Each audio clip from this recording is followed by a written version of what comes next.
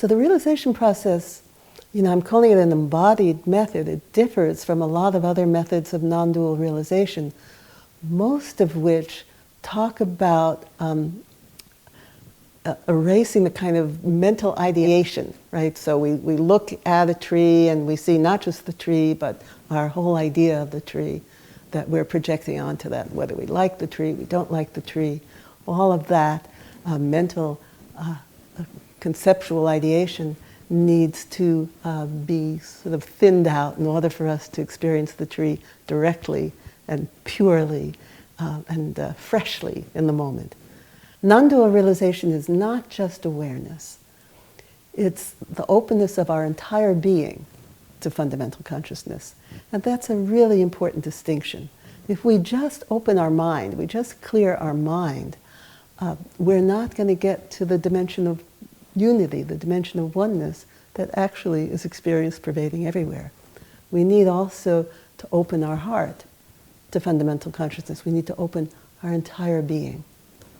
And so in the realization process, we work not with mental ideation, but we work with actually opening to fundamental consciousness through a very subtle channel that runs through the vertical core of our body, runs through our head, our neck, and our torso, the whole vertical core of our body, and letting go of ourselves from that channel.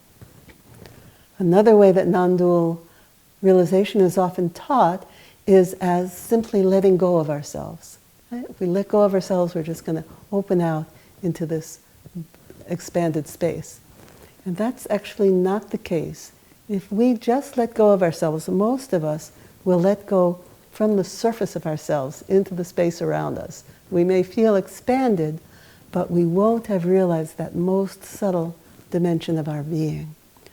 This brings in a psychological aspect of the work as well, because one of the things that keeps us from inhabiting our body as a whole and from penetrating into the core of ourselves are holding patterns, ways that we organized ourselves in relation to other human beings as very, very young children.